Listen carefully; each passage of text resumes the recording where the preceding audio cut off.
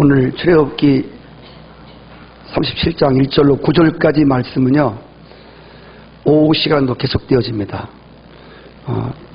그래서 낮 시간은 서론 부분과 또 본론에 들어가는 부분까지밖에 할 수 없고, 오후 시간에 식사하고 나서 마지막 본론 부분에 또 하나님 말씀을 나누겠습니다. 양식을 먹을 때 수프만 먹고 가는 사람 없죠?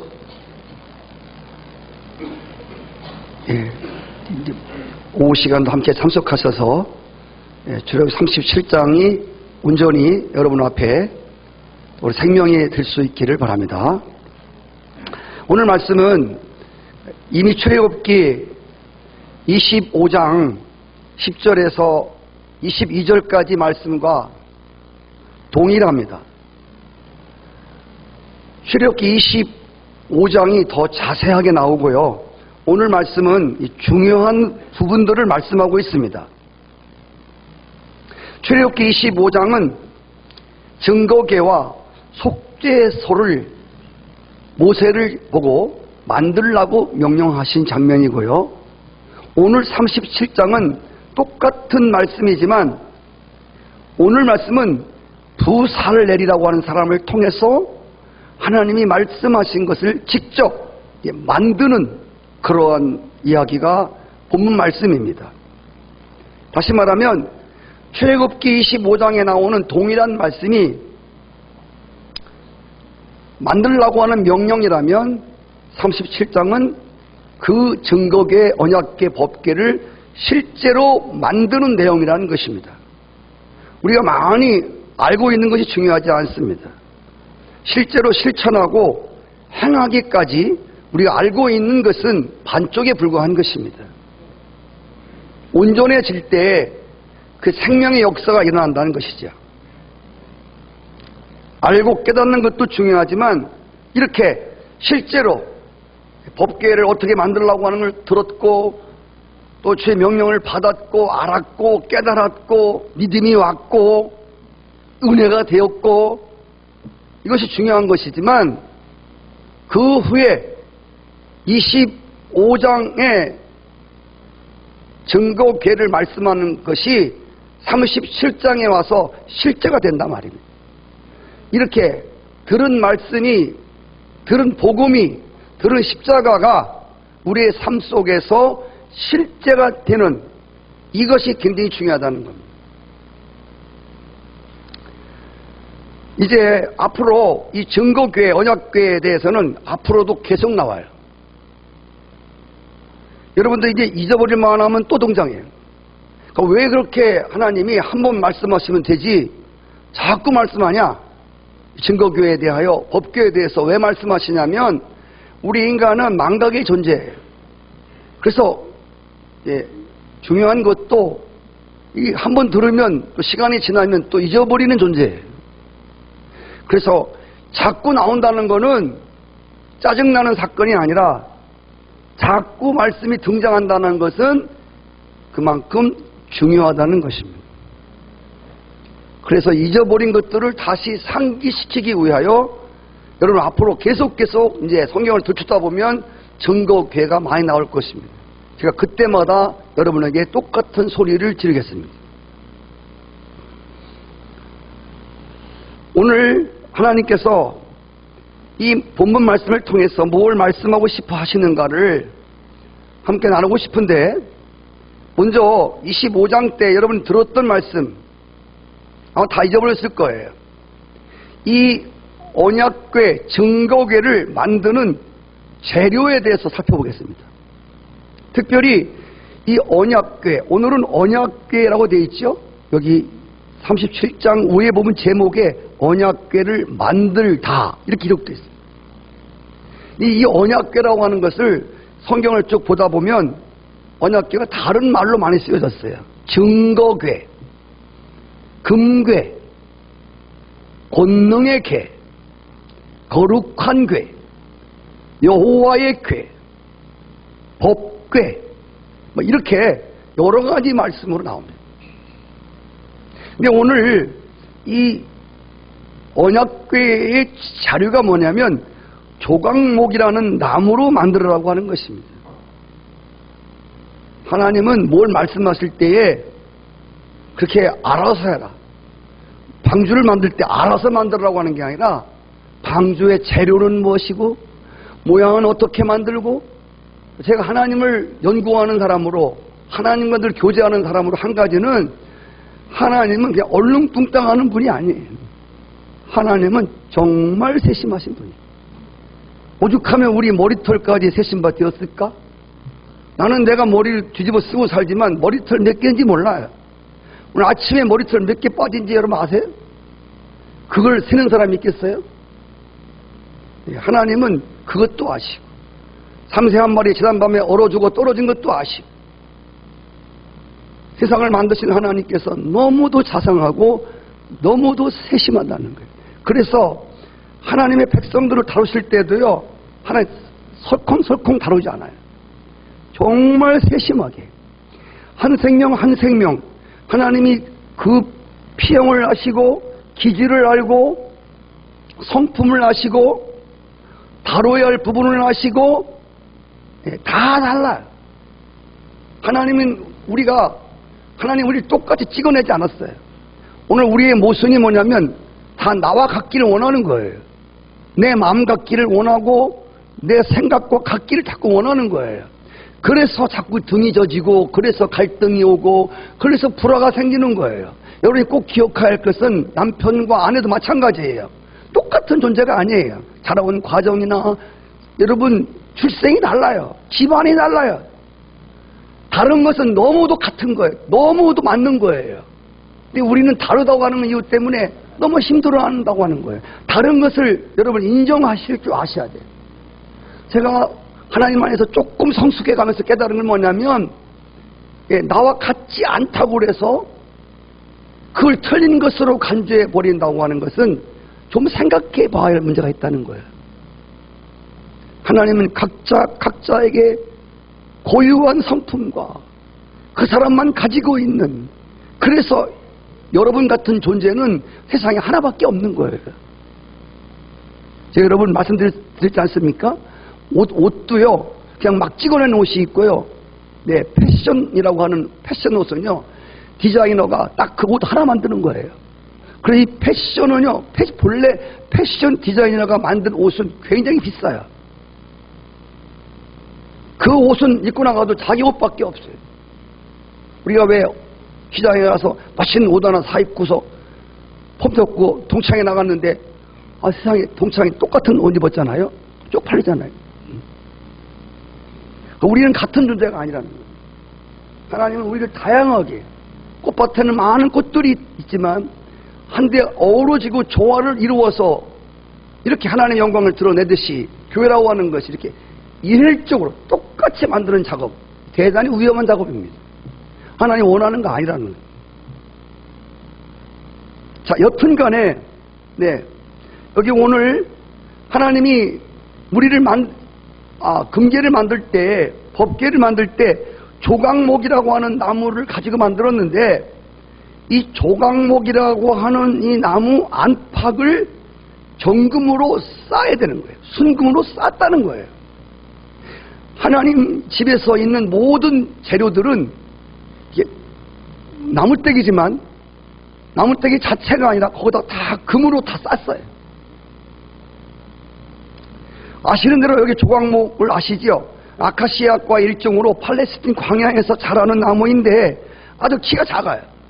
조각목은 막 큰 나무가 없어요. 백향목같이 쭉쭉 미루나무같이 뻗어있는 나무가 아니라요, 가지가 굉장히 많아요. 그리고 아주 키도 작고. 그래서 여러분 보다시피 이 조각목은 무슨 보고 관상수로 이렇게 볼 수도 없는 거고, 그렇다고 해서 무슨 땔감으로도 제목으로도 쓸 수 없고, 진짜 아무짝에도 쓸모없는 천박한 나무예요. 그런데 이 조각목이라는 나무의 특성이 하나 있는데, 그게 뭐냐면 나무가 단단해요. 벌레를 잘 먹지 않아요. 벌레가 뚫고 들어갈 수가 없어요. 그리고요, 이 나무는 단단해서 생명력이 강해서요, 썩지를 않아요. 또 하나의 특징은요, 가뭄이 와도 조각목은 말라 죽는 법이 없어요. 왜냐하면 이 조각목이라는 나무는 그 광야에 뿌리를 깊게 박아서 땅 밑에 흐르는 수맥에다가 뿌리를 박고 있기 때문에 조각목은 웬만해서 시들지 않는 나무예요. 성도 여러분, 조각목 한 나무를 잘라서 나무를 베어서 가지를 쳐내고 거기 옹이를 다 골라내면 정말 쓸만한 나무 조각은 조그마한 조각 하나밖에 안 나오는, 한 조각밖에 안 나와요. 저는 그래서 조각목이라는 나무를 이 조각으로 생각을 했어요. 조각. 그래서 법궤를 만들 때에 기초 그 바탕이 뭐냐면 조각목인데, 지금 앉아있는 여러분 나황나무 같이 백향목 같이 막 쭉쭉 뻗어있는 나무를 켜가지고 이렇게 탁탁탁 붙이는 게 아니라 널빤지 조각을 계속 연결시켜야 한다는 것이. 네. 그래서 이 법궤에 외형을 만들었다고 하는 것입니다.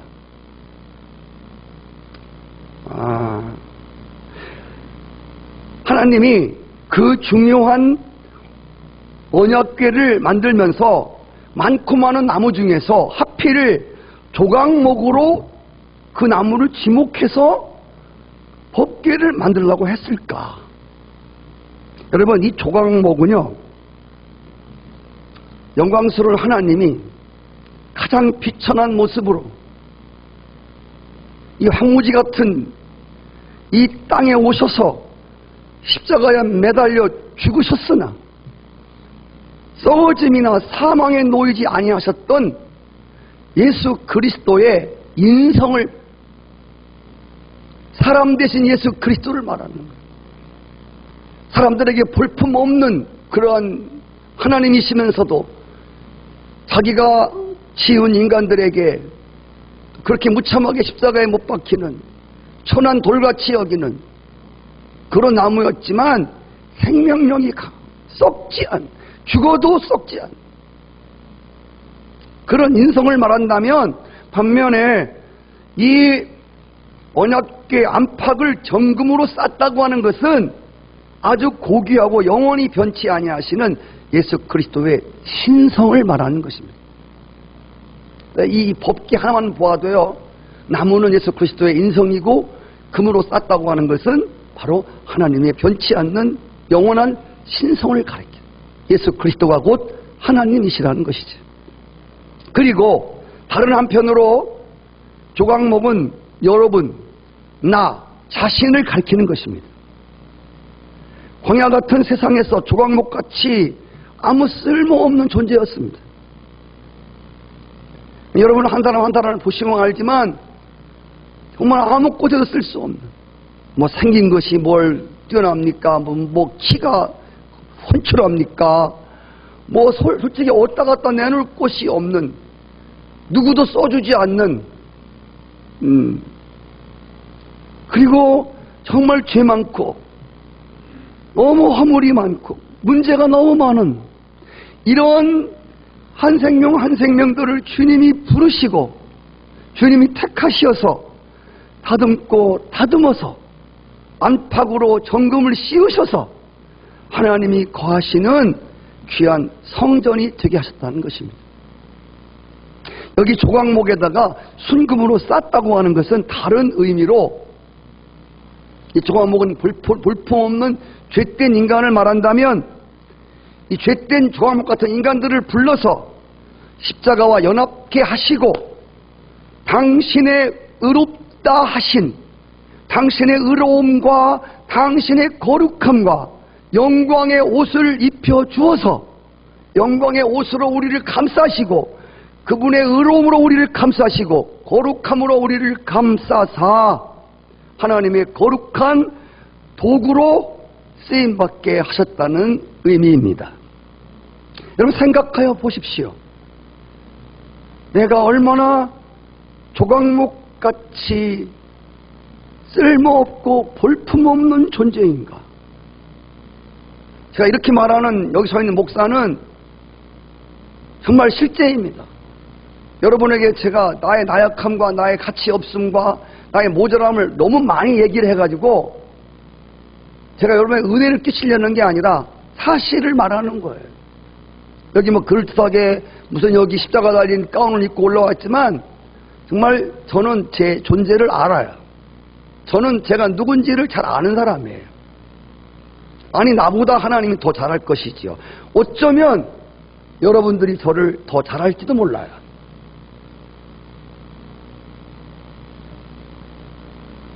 정말 쓸데없는. 제가 하나님이라면 저 같은 사람 목사 안 세우겠어요. 제가 하나님이라면 나 같은 사람 목사 안 세워요. 더 똘똘하고 정말 괜찮은 사람을 세울 것 같아요.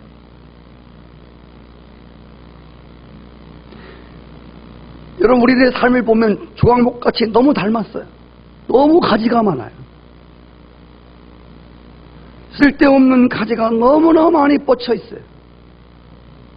그리고 왜 그렇게 또 옹이는 많은지. 옹이 뭔지 아시죠? 옹이. 나무를 보면 이렇게 있잖아요. 옹이. 예. 그 옹이가 오면요 대패도 안 나가요. 대패질도 못해요. 걸려가지고. 단단하게 뭉쳐있는 게 옹이거든요.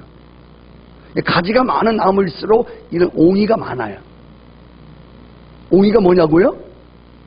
꽁 하는 거예요.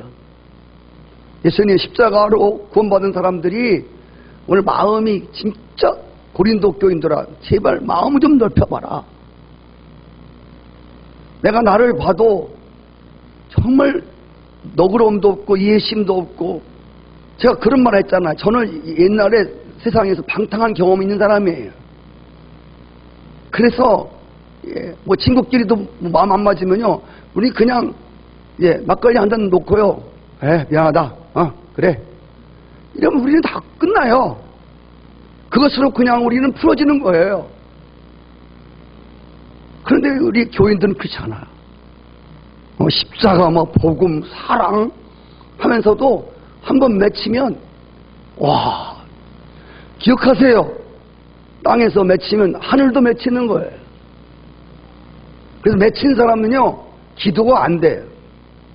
여러분 기도가 잘 안 되세요? 기도가 안 돼요. 기도를 못 하는 거예요. 맺힌 사람은 기도가 안 나와요. 그리고 그 기도를 하나님이 그렇게 기쁘게 상달하지 않아요. 그래서 심지어는 예물을 드리다가도 하나님은 교회에다가 헌금 많이 하는 게 최고가 아니에요. 또 오해하지 마세요. 또 헌금 안 하는 분들 은혜라고 하지 마시고. 헌금을 안 내는 것도 은혜도 아니지만 중요한 건 성경이 말하고 있는 건 예물을 드리기 전에 가서 풀고 오라는 거예요. 깎고 오라는 거예요. 대패로 밀고 오고 십자가로 연합해서 죽은 자의 힘을 확인하고 또 오라는 거죠. 여러분 저도 마찬가지. 여러분도 동일하다고 생각해요. 여러분이나 저나 하나님께 뭘 그렇게 쓸만한 그런 근거가 있는 그런 자격으로 말하면 정말 여러분이나 저나 똑같은 거 인정하시죠? 아멘이 안 되는 분은 쓸만하다는 거예요? 난 그래도 배운 게 있고 이 정도면 됐지 얼마나 어떡하란 얘기야. 네. 여러분 이러한 조각목 같은 사람 한 사람을 불러서 정말 하나님이 자를 때 아프죠. 깎아내시고 밀어내고 그래서 한 조각을 이렇게 연합시켜서 교회는 한 사람이 교회가 아니에요. 성령 충만한 한 사람이 교회가 될 수 없어요. 교회는 아까 말한 것처럼 다양성을 가진 사람들이 예수 그리스도 안에서 연합하여 조화를 이루는 거예요. 똑같이 만들어내는 게 아니란 말이에요. 그래서 연결되어서 이따 오후 시간도 아주 중요한 얘기가 나오지만 연결하여 한 덩이가 된다는 말씀이 나오는데 이게 굉장히 중요한 것이죠. 조각조각이 계속 붙여져서 언약궤의 모형을 이루게 되는 것입니다. 한 사람 한 사람이 다 다르지만 예수 그리스도의 십자가로 말미암아 이렇게 다 엮어질 수 있는 이것이 바로 하나님의 나라의 모습이라는 것이죠. 자, 여러분, 이런 걸 생각할 때 진짜 오늘 하나님 앞에 이렇게 말을 잘해서 제가 여기 섰습니까? 제가 뭘 솔직히 여기 쓸 만한, 여러분 이 자리에 나올 만한 무슨 자격이 있습니까? 그렇지요? 네. 어떻게 이런 사람을 하나님이 쓰시는가? 어떻게 이런 사람을 이렇게 귀하게 쓰시는가? 생각할 때 정말 이해가 안 돼요. 정말 측량할 수 없도다. 고백할 수 있는 한 가지는 깊도다. 측량할 수 없는 하나님의 지혜. 여러분, 한 사람 한 사람 하나님 백성이 되어지고 하나님 앞에 쓰임받는다고 하는 것이요, 정말 생각해 보면요, 정말 은혜가 아닐 수 없어요. 근데 여러분 이거 아시죠? 제가 아까 여러분 목회 기도할 때 그런 기도를 드렸습니다. 우리에게서 하나님의 의로움이 벗겨지고요, 아니 조각목에서 순금이 벗겨지면 뭐가 드러나죠? 네, 너무 어려운 질문인가요? 조각목에 순금으로 쌌잖아요. 그럼 순금을 싹 벗겨내면 뭐가 나오냐고. 조각목이 뭔지 아시죠? 다시 말씀 안 드려도 아시죠? 쓸모없고 천하고 냄새나고 추하고. 이건 뭘 말하냐면요, 성도 여러분, 로마서 3장 23절에 보면 모든 사람이 죄를 범하였음에 하나님의 영광이 벗겨졌다고 나옵니다. 하나님의 영광이 이룰 수 없다고 나옵니다. 우리에게서 하나님의 은혜가 벗겨지면요, 진짜 우리 볼품없는 게 나오는 거예요. 하나님의 영광이 벗겨지고 하나님의 의로움이 벗겨지고요, 하나님 거룩함이 벗겨져 버리면요, 정말 쓸모없고 냄새나고 추한, 목사를 비롯해서 다 똑같아요. 뭐를 했고 뭘 받았고 여러분, 그걸 떠나서 하나님의 은혜가 벗겨지면 우리는 다 냄새나는 죄된 모습, 정말 냄새나고 추한 모습이 드러날 수밖에 없다고 하는. 저수지 물이 꽉 차 있을 때는요, 사람들이 그 주변에 와서 데이트도 하고요, 안식이에요. 그러니까 여러분, 가뭄에 저수지 물이 한번 다 빠져나가 봐요. 그럼 뭐가 드러나죠? 네, 거기는 고기도 없고요, 예, 뻘만 드러나고요, 병 깨진 거, 예, 쇠붙이 녹슨 거, 이런 것들이, 지저분한 것들이 다 드러나는 거예요. 하나님의 은혜가 쑥 빠져나가면요, 여러분, 배운 자나 가진 자나 고운 자나 미운 자나 정말 가까이 하기 너무 부담스러워. 그래서 항상 혹시 일주일 동안 살면서 은혜가 벗겨진 사람들, 주님 여러분들을 오늘 부르셔서 또 우리를 은혜의 옷으로, 은혜로 우리를 감싸시고 당신의 의로움으로 우리를 감싸시고 당신의 거룩함과 당신의 영광으로 우리를 감싸사 그렇게 하나님의 도구로 우리를 써주실 것을 믿습니다. 여기 오늘 하나님이 법궤를 만들라 말씀하시면서요, 금으로 싸고 이 법궤 밑에다가 네 구석에다가 하나씩 금고리를 만들어, 금고리를 4개 만드는 거예요. 거기다가 조각목으로 된 이만한 막대기를 그걸 금으로 다 쌓아야 돼요. 여러분, 하나님 나라는요, 하나님이 쓰시는 걸 보시면 알지만요, 전부 금으로 쌌어요. 여러분, 저 기억하셔야 돼요. 하나님 나라의 일꾼은, 교회에서 일꾼들은요, 세상에서 배운 거 가지고, 가진 거 가지고, 아는 거 가지고, 자기 똑똑한 거 가지고, 이렇게 쓰임 받는 게 아니에요. 그거 다 깎아내시고. 네, 그게 정말 배설물 같다고 하는 것을 느끼게 하시고, 은혜로만, 순금으로 싸서, 할렐루야, 여러분, 그 주님의 은혜로 싸서 목사 노릇이나 장로나 전도사나 모든 게 다 그래요. 나 경험 많아, 나 이력 많아, 이게 중요하지 않아요. 항상 덮여진 주님이 우리에게 씌워준 은혜로만 하나님의 도구가 된다는 걸 잊지 마셔야 돼요. 조각목을 깨는 막대기를 통해서도 우리 배우셔야 돼요. 그래서 오늘 이 조각목은 반드시 막대기로 된 조각목을 금으로 싸서 고리다 꿰어서 이 언약궤를 사람들이 이렇게 매도록 되어 있어요. 4명이서 매도록 되어 있거든요. 반드시 어깨에 매야 돼요. 머리에 매는 게 아니라 어깨에다 매게 되어 있거든요. 왜 이렇게 하셨냐면 아시는 대로 사람들로 하여금 법궤를 터치하지 못하도록, 사람들과 법궤가 접촉하는 사건을 막기 위해서 하신 거예요. 그래서 법궤를 깰 때도요, 법궤를 만져서 막 끼는 게 아니라 조심스럽게 구멍에다가 조심스럽게 껴야 돼요. 그러다가 법궤에 손이 닿으면 안 돼요. 부정한 인간이 법궤를 터치하는 것은 하나님의 공의와 거룩함을 침해하는 것이에요. 즉시 죽어요. 성도 여러분, 하나님의 공의의 법과 죄인이 충돌하면 거기는 죽음만 있을 뿐인 거예요. 수요일 날 말씀을 들으셨어요? 고압선을 만지는 거에 따라서 고압선이 많이 흘러들어오고 좀 흘러들어오는 게 아니에요. 고압선은요, 끌어안거나 꽉 찌거나 살짝 대거나 고압의 전기가 흘러들어오는 건 똑같은 거예요. 법궤를 막 만졌다고 죽는 게 아니라 대기만 해도 죽는 거예요. 왜? 법궤는 하나님의 공의의 법이기 때문에 그래요.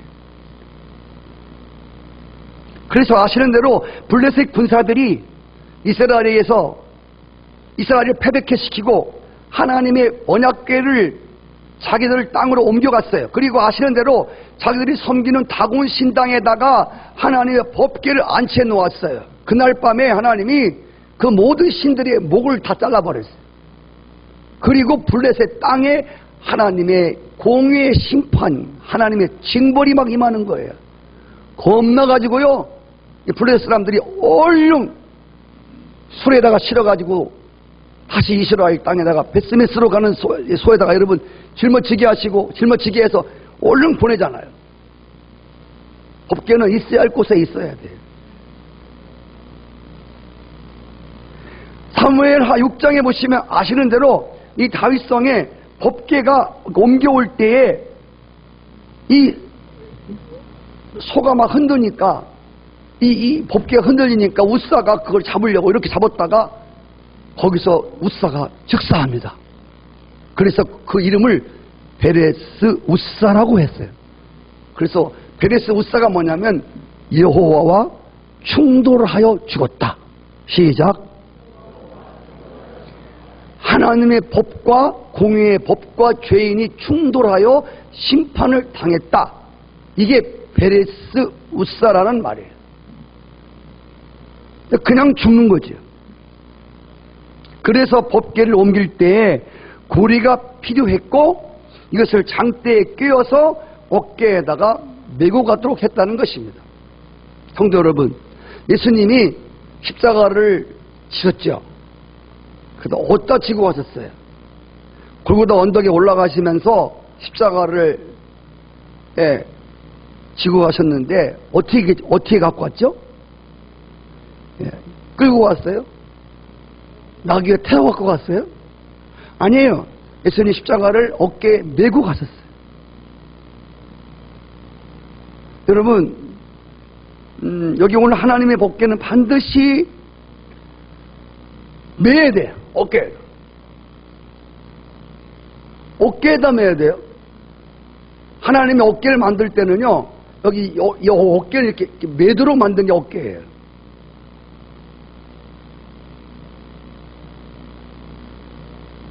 주님 말씀하셨어요. 내 멍에를 매라. 힘들다고 그래서요, 구루마에다 싣고 가면 안 돼요. 블레셋 사람들이요, 이스라엘 사람도 그걸 몰랐어요. 술에다 막 싣고 법궤가 들어오는데 왜 하나님의 심판이 막 일어나는지를 몰랐단 말이에요, 처음에는. 그래서 막 사람이 죽으니까 법궤가 못 들어왔어요, 다윗성으로. 에벳 에돔 집에, 이따 오후에 말씀드리겠습니다만, 거기에 머물르잖아요, 6개월 동안. 못 들어왔어, 겁나서. 몰라서 그래요. 법궤에 대한 취급법을 모르는 거예요. 반드시 어깨에 매야 돼요. 네. 힘들다고 그래서 네, 끌고 가서도 안 돼요. 여러분, 십자가는, 하나님의 멍에는 매는 거예요, 매는 거. 지금은 교통이 편리해서요, 차도 있어요. 법궤를 차에다가 싣고 운반하는 게 아니에요. 그리고 힘들다고요, 끈 붙들어서 끌고 오는 것도 아니에요. 그래서 지금 어떤 사람 보면요, 그냥 십자가 끌고 다니는 사람도 있고요. 예. 댕기다 보니까 뭐 십자가 어디서 떨어졌는지도 몰라, 십자가. 그냥 빈 끈 갖고 교회 다니는 사람도 있어요. 십자가도 없이.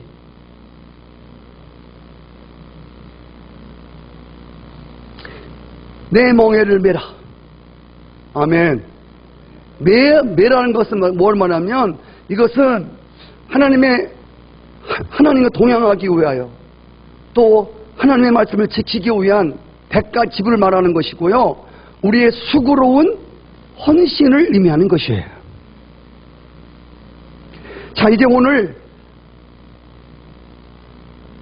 이제는 법궤, 언약궤를 말씀하시고, 오늘 말씀해 보면은 속죄소에 대한 규례가 나와요. 속죄소는 정금으로 제작되도록 했습니다. 순금으로 다 쳐서 만드는 거예요. 제가 지금 이 시간에 다 말씀드릴 수가 없고 일부만 잠깐 말씀드리겠습니다. 서론 부분만. 자, 그런데 아시는 대로 속죄소가 뭐냐면요, 이게 이제 법궤잖아요. 이게 언약궤잖아요. 조각목으로 만들어서 금으로 쌌지요. 그럼 이 위에는요, 뚫려 있어요. 그래서 속죄소라고 하는 것은 이 언약궤 위가 뚫려 있는 여기를 이렇게 덮는 거예요. 덮고 이 위에다가 스랍 천사가 둘이 있어요. 한번 보여주실래요? 이 스랍 천사가 이렇게 둘이 있는 거예요. 이렇게. 저 위 보셨지요? 저 위 보시면 저게 지금 조금 그런데, 저 위에 법궤 위에 있는 부분 있죠. 이렇게 스랍 천사가 둘이 있고요. 그것이 바로 속죄소예요. 이 속죄소는요, 무슨 뜻이냐면요, 덮는다는 뜻이에요. 그래서 이 속죄소를 자비의 자리, 은혜의 자리라고 불러요. 시은 좌 혹은 은혜의 보좌, 이렇게 불러요. 죄를 덮어주는 거예요. 자, 이 법궤는 법이에요. 이건 법대로 해야 되는 거예요. 예, 자, 법대로 못 살면 죄를 짓고 죽는 거예요. 그런데 이 죽을 자들을 덮는 거예요. 이게 속죄소예요. 죄를 용서해 주고요, 죄를 덮어주는 것을 말하는 거예요. 그래서 법궤가 죄를 법대로 심판하는 하나님의 공의를 말한다면, 이 위에 올려져 있는 속죄소는 그 죄를 덮는 하나님의 사랑을 말하는 거예요. 예수 그리스도의 십자가의 은혜의 자리를 말하는 거예요. 속죄소는 죽을 수밖에 없는 죄인들이 용서받고 십자가의 은혜를 힘입는 데가 속죄소예요. 오늘 여러분과 우리 신앙도요, 하나님의 속성과 같이 우리는 하나님의 공의와 사랑의 증표를 갖고 살아가야 돼요. 여러분들이 잘못하면요, 오늘 기독교 안에 사랑을 많이 강조하면서도 교회 안에 사랑이 많을까, 공의가 많을까? 잘 이해 안 되세요? 죄를 덮어주는 게 교회 안에 많을까? 죄를 까발리는 게 교회 안에 많을까? 그렇게 말 안 한다고 여러분 피해갈 수 있는 게 아닙니다. 딴 사람 눈치 보지 말고 여러분 자신 몸으로 보세요. 우리가 교회 생활하면서 죄를 덮어주고, 그리고 긍휼히 여겨주고, 주님이 나 같은 거 냄새나는 거 덮어주었듯이 나도 덮어주는 게 많아? 아니면 까발리는 게 많아? 정죄하고 비판하고 왜 저래 저저래 이런 게 많아요. 여러분, 우리는 하나님을 대할 때 하나님은 사랑의 하나님이세요. 그러면서 하나님은 공의의 하나님이신 것을 기억하셔야 돼요. 여러분이 잘 아시다시피 하나님이 갖고 있는 딜레마가 이거였어요. 뭐냐면 이 죄는 법대로 처치를 해야 돼. 법계대로 처치를 해야 돼. 죄를 지으면 죄값은 사망이야. 근데 이 죄값으로 사망을 해야 되는데 하나님이 형상으로 만들어 놓은 인간도 죄 때문에 같이 죽어야 돼. 그래서 죄는 죄대로 처리하고 죄인은 살려주는 법이 없을까? 죄는 죄대로 법대로 처리를 하면서 죄 지은 인간은 용서하고 살려주는 방법이 없을까? 이 해답이 십자가입니다. 그래서 십자가가 중요한 거예요. 십자가는 우리가 담당할 죄값을 그분이 죽음으로 담당하신 자리이고, 동시에 죄 지은 죽을 수밖에 없는 죄인들이 다시 살게 되어지는 생명의 자리라 그 말입니다. 죽음과 생명을 동시에 맛보는 것이 이 십자가의 비밀이고 신비스러움입니다. 아멘. 자, 오늘 우리가 여러분 안에 이 두 가지 신앙이 항상 겸비되셔야 돼요. 뒤집어 보셔야 돼요. 사랑을 말하면서 진짜 공의가 있는가, 진리가 있는가, 진리를 말하면서 진짜 사랑이 있는가를 보셔야 돼요. 그리고요, 오늘 동일한 말씀이 출애굽기 25장에도 나온다고 그랬죠? 거기 22절에 보시면 출애굽기 25장 22절, 자, 같이 읽어. 시작. 거기서 내가 너와 만나고 속죄소 위 곧 증거궤 위에 있는 두 그룹 사이에서 내가 이스라엘 자손을 위하여 내게 명령할 모든 일을 내게 이루겠다. 이 속죄소에서 하는 일이 뭐냐면요, 하나는 하나님이 거기서 만나주겠다는 거예요. 그리고 또 하나는 속죄소에서 너들이 무엇을 행할까를 말씀하시겠다는 거예요. 자, 오늘요, 이 희생의 피를 뿌린 바로 그 은혜의 자리에서, 그 십자가에서 주님이 너와 만나고 그 십자가를 통해서 너에게 행할 일을 말씀하시겠다는 것입니다. 하나님의 법대로 살지 못한 죄인들이 하나님을 만날 수 있는 유일한 근거는 십자가 은혜입니다.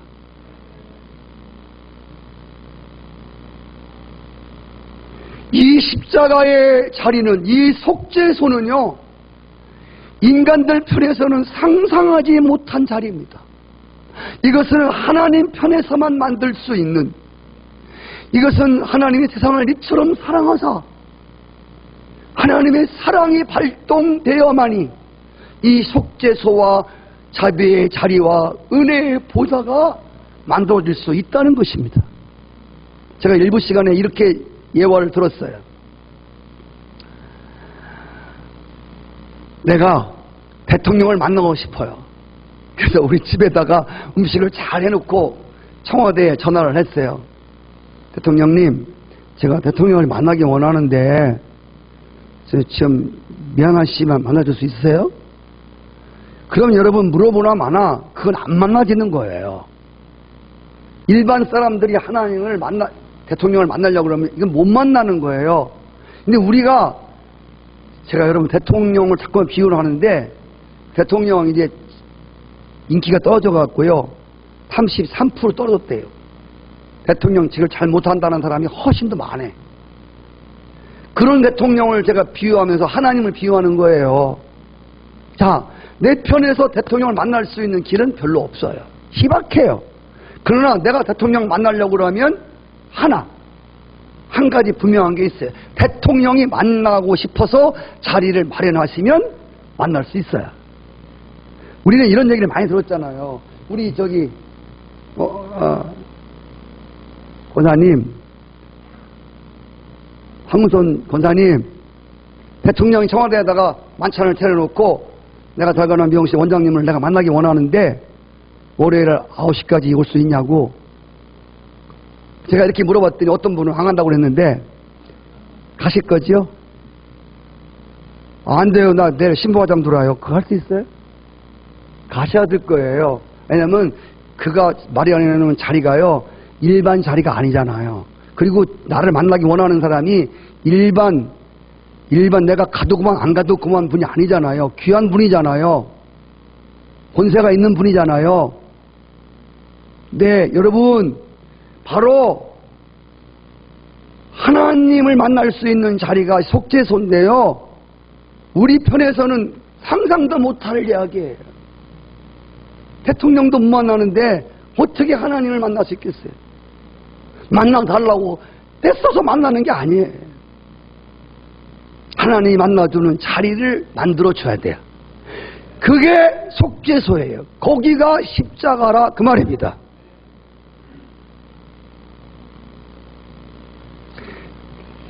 제가 이 속죄소를 공부하면서 묵상하면서 한 가지 알게 된 것은 뭐냐면 제가 하나님의 마음을 더 진짜 알게 되었어요. 지난 2014년 오후 시간에 계속 하나님과 교제에 대한 말씀을 나눴거든요. 하나님의 마음이 진짜 어떤 마음이냐면요.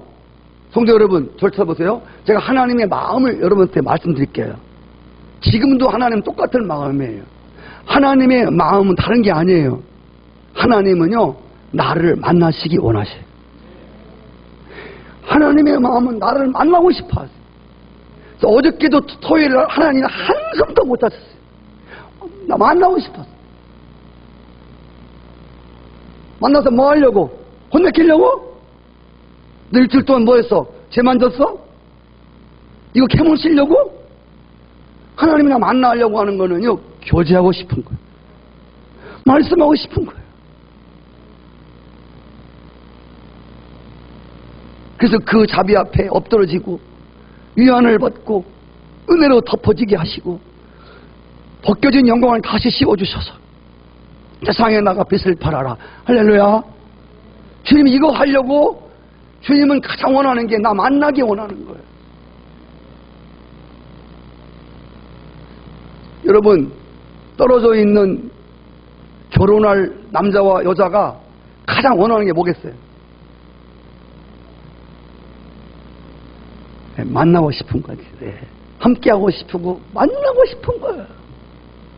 신랑 되신 우리 주님이 가장 원하는 건요, 뭐 우리 집 사고 땅 사고 뭐 서울대학 수석으로 돌아가고 이런 그것도 기뻐하는 거지만 이거는요 아무것도 아니에요. 주님은 만나기를 원하시는 거예요. 지금 핸드폰이 있지만 주님이 기도라고 하는 아주 성능 좋은 핸드폰을 만들어 주셨어요. 이걸 통해서 주님과 다 이렇게 교제하고 하는 자리 계시죠? 안녕하시죠? 어저께는 제가 이렇게 살았어요. 어저께 이렇게 했어요. 교제합니다. 여러분, 친한 사람이 누구예요? 안 친한 사람은 누구예요? 제가 보니까요, 간단하더라고요. 친한 사람은요, 아무리 친해도요, 잘 안 만나면 안 친해지는 거예요. 안 보잖아요. 눈에 안 보이고요. 자꾸 안 만나고요. 교제가 없으면 멀어지는 거예요. 안 친한 사람도 자꾸 같이 밥 먹고요. 자꾸 보고요. 자꾸 교제해봐요. 그러면요. 친해지게 돼 있어요. 사람은 그가 어떤 존재냐고 하는 걸 알려면요. 그가 누구를 자주 만나며 누구와 자주 교제하느냐, 누구와 교제하느냐를 보면 그게 그 사람이에요. 맨날 화투 치는 사람 만나서 화투 치면요, 화투 교제하면요, 그 화투꾼이에요. 맨날 만나는 사람이 이 춤추는 사람 만나잖아요. 춤꾼이에요. 그 사람. 안 봐도 알아요. 내가 만나고 내가 자주 교제하는 사람이 누구냐만 알으면 그게 그 존재라는 것이에요. 아멘이시죠? 맨날 죄만 짓는 사람과 만나면요, 죄인이에요. 여러분은 누구와 요즘 근래에 한 주간 자주 만나셨습니까? 여러분 누구와 한 주간 교제를 많이 하셨습니까?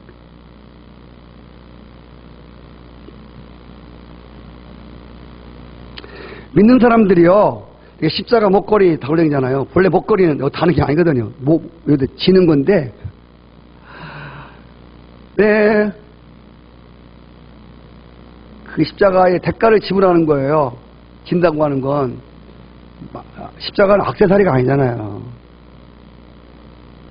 근데 십자가를 다는 이유가 뭔지 아세요? 십자가 이렇게 목걸이 달고 이렇게 왜 다니는 봤죠? 차에다 이렇게 목걸이 달았죠? 이렇게 십자가. 왜 다시는지 잘 모르셨죠? 제가 읽어드릴게요.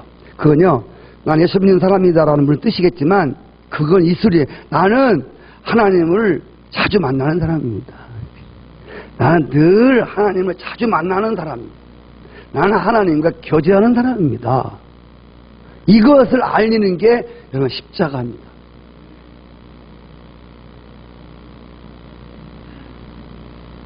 자, 이제 주님께서 말씀하시기를 속죄소 거기서 내가 너와 만나고 내가 행할 일을 가르쳐주겠다. 예수 그리스도의 십자가의 자리에 나와 십자가 밑에 엎드린 자들에게는 하나님이 무엇을 행할 것인가를 말씀하셔요. 근데요, 이 속죄소가, 이 시은 자가, 이 은혜의 자리가 구약에는 아무나 갈 수 있는 자리가 아니에요. 거기 지성소 안에 있었잖아요. 근데 여기는요, 대제사장이, 일반 제사장이 아니라 대제사장이, 그것도 죄가 없는 대제사장이 1년에 한 번 딱 들어가는 자리예요. 피를 가지고 가서 거기다가 시은좌에다가 속죄소에다 피를 뿌리고 속죄를 받는, 백성들의 죄를 용서해 주는 바로 그 자리거든요. 그런데 여러분, 이 시은자의 속죄소가 신약에 와서는 십자가의 공로를 힘입고 나온, 네, 바로 여러분이 앉아있는 이 자리가 바로 속죄소라고 하는 것을 아셔야 돼요. 혹시요, 이렇게 말하면 또 그냥 흘러갈까봐 그냥 한번, 죄송하지만 이렇게 한번 따라해 주실까요? 내가 앉아있는 자리가 은혜의 자리고 속죄소다. 그리고 속죄소는요, 말씀이 선포되는 곳이에요. 여러분, 여기는 저 혼자 올라오는 곳이 아니에요. 여기 다 올라올 수 있어요. 여기 지금도 말씀 듣기가 난 여기서 말씀 듣고 싶다 그러면요, 옛날 부흥회 때는 여기도 올라와 들었어요. 여기 올라올 수 있어요. 여기서 말할 수 있어요. 자, 이제 아시는 대로 이따 오후에 좀 말씀을 드리겠지만, 예, 구약에는 들어오는 사람이 한정되어 있었어요. 한 사람밖에 못 들어와. 근데 지금 은혜 시대의 신학에 와서는 누구든지 얼마든지 언제든지 이 시은자의 속죄소의 은혜 자리에 나올 수 있고, 나오는 자들에게 하나님이 계속 무엇을 행할 것인가에 대하여 말씀이 들려온다는 것입니다. 아멘. 여러분, 지금 이 말씀이 실감 나세요? 그런데요, 시간마다 하나님 이렇게 우리를 만나시기 원해서 이렇게 우리를 부르잖아요. 지금 여기 여러분 지금 나온 자리가, 예배하는 자리가 뭐냐면 하나님 만나는 자리 아니에요. 하나님 만나지 못하는 예배는 예배가 아니잖아요. 그거는 가인의 제사잖아요. 그래서 하나님 만나지 못한 사람들은요, 괜히 나갈 때 신경이 나고 짜증나고요, 다시 교회 안 와. 그리고 자꾸 시험거리만 보이고요, 밥 먹어도 체하고요, 그래요. 밥도 안 먹고 가고요, 막 그래요. 이게 예배에 실패한 사람, 하나님의 임재를 경험하지 못한 사람, 하나님 무엇을 행할 것에 대하여 말씀이 들려오지 않은 사람들의 특징이거든요. 그래서 오늘 주님께서 이렇게 여러분을 불러주시고 만나는 이 시은자, 이 속죄소가, 이 은혜의 자리가 얼마나 행복하고 얼마나 축복되고 얼마나 영광된 자리에 여러분 지금 앉아 있는가를 우리는 잘 깨닫지 못해요. 많은 사람들이 이제는 교회를 오래 다닌 사람일수록요 그냥 문턱을 드나드는 거예요. 성도 여러분, 지금 지구상에 하나님의 은혜의 보좌 앞에 나가 그분을 마음껏 찬양하는 게 소원이고, 네, 지금도 이 순간에도 하나님 말씀을 폈다는 이유 때문에, 하나님을 노래했다는 것 때문에 툭 뛰고 감금되고 여러분 중노동을 하고 죽임을 당하는 사람들이 얼마나 많은지 아세요? 지금 서기 2015년입니다. 성경에 보면 하나님이 순교자의 숫자가 있어요. 이 순교자가요, 여러분 어느 때 제일 많은 줄 아세요? 서기 1년부터 2000년 동안 하나님을 믿다가 순교한 사람이 말도 못하게 많아요. 그런데요, 여러분 놀라운 사실을 아세요? 2000년도부터요 2015년도까지 15년 사이에 순교당한 사람들이요 2000년 동안 순교당한 사람보다 더 많다는 거 아세요?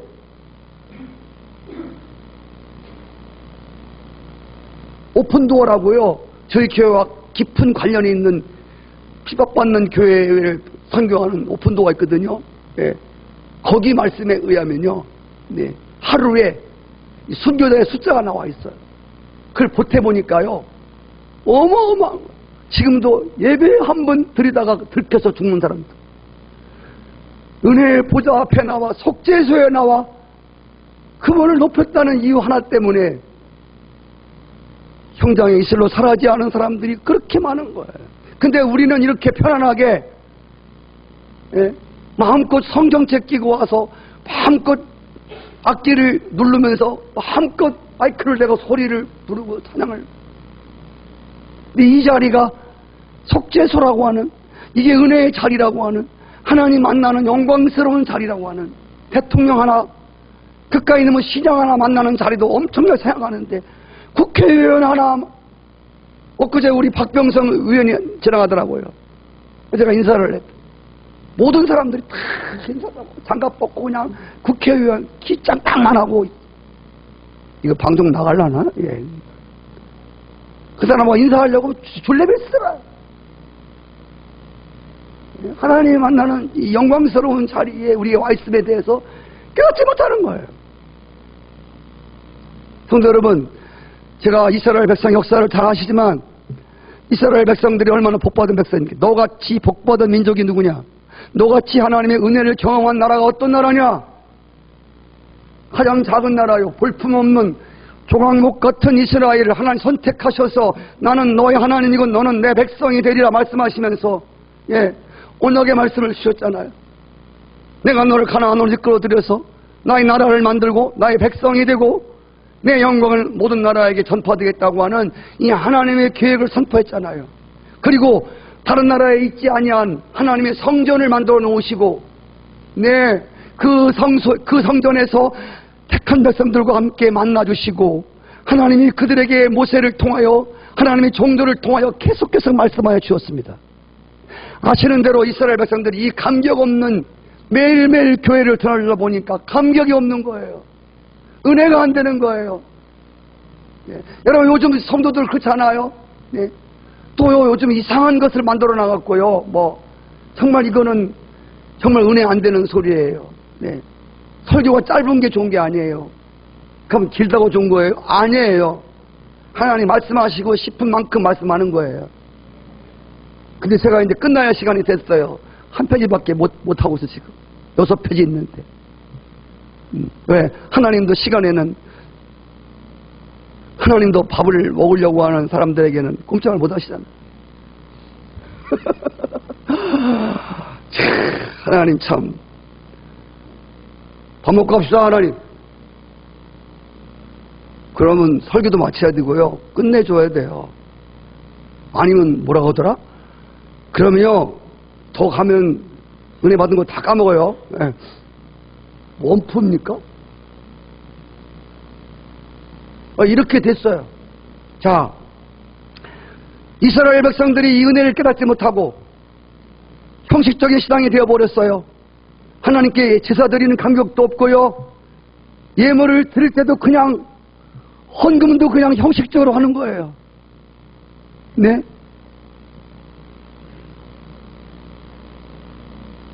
그러다가 껍질만 남고 껍데기만 남았어요. 알맹이 없는 신앙이 되어버려 갖고요. 하나님이 성전을 무너뜨려 버렸어요. 그 추한 걸 보기 싫어서 당신의 백성들과 만나는 그 장소를 피해버렸어요. 성전을 다 무너지게 만들어 버렸어요. 자기 백성들을 눈동자같이 사랑하는 그 백성들을요, 바벨론으로 다 포로로 잡혀가게 했어요. 그들은 그때까지도 몰랐어요. 하나님 만나는 장소를 잃어버렸고요. 네? 그리고 이제 포로로 잡혀갔잖아요. 나라가 없고 땅도 없고 바벨론에 가서 종살이 하는데요. 그때 머리를 때리며 지나가는 게 있었어요. 야, 그때 우리 지사님, 우리 같이 교회 다니면서 들락거리면서 우리 주일 예배 들었잖아. 그 목사님 찬양 인도하셨고, 주의 영광 임한다는 노래도 불렀고, 우리 임했잖아. 그때 이제 그 자리가 속죄소가 은혜의 자리가 정말 은혜였구나. 야, 거기가 행복한 자리였구나. 야, 진짜 그게 축복의 자리였구나. 이거를 그때 알게 된 거예요. 근데 여러분, 그발 강가에서요, 이 바벨론 이 못된 놈들이요, 이스라엘 백성들을 다 불러놓고요, 목소리 좋은 사람들 보고 얘기하는 거야. 야, 너희들 하나님 섬길 때 너네 신 하나님이라며? 너네 하나님 섬길 때 노래 부르는 거 있어? 그거 한번 불러봐. 누가 부르겠어요? 거기서 여러분 부르라고 부르겠어요? 노래 나오겠어요? 그러니까 막 바벨론 사람들이 안 부르면 가만 안 둬. 불러봐. 빨리 불러. 그러면서 그러니까 어떤 한 사람이 나와갖고 노래를 부르는 거죠. 하나님은 나를 지키시는 자. 하나님은 나를 지키시는 자. 은혜로다. 이 노래를 부르는데요, 눈물이 하염없이 쏟아지는 거예요. 그 원수들 앞에서 그 조롱거리가 그거 불렀어? 야, 좋다. 야, 한 번 더 불러봐. 그 원수들 앞에서 찬양을 부르며 그 조롱을 당하는데 가슴 아파서 울고 슬퍼서 울고 아무 의미 없이 노래 부르던 그 시절을 기억하면서 눈물이 나오는 거예요. 그리고 그들이 그발 강가에서 그때 하나님의 신의 감동을 입어서 시 한 편을 씁니다. 잘 아시는 대로 그게 시편 42편 아닙니까? 하나님, 사슴이 목말라 물을 찾듯이 하나님 찾기에 너무 목마릅니다. 하나님 너무 목말라요. 하나님, 제가 이쪽에 성도들과 함께 하나님의 집에 들락거리며 하나님을 예배할 때 형식적으로 예배하고 노래 정말 짜증났고 설교 기름은 짜증났고 시계만 쳐다봤고 이런 형식적으로 예배 생활했던 것 하나님 회개합니다. 하나님, 이제 참새가 하나님의 처마에 들락거리는 그것도 부럽습니다. 하나님, 만약에 하나님을 예배할 수 있는, 하나님을 만날 수 있는 장소에서 주님을 예배하며 주의 음성을 듣는 기회를 한 번만 주신다면 교회를 교회되게 하며 예배를 예배되게 하며 정말 하나님 앞에 합당한 예배를 드리겠습니다. 이렇게 하나님께 회개하며 하나님께 기도한 장면이 시편 42편이라 그 말입니다.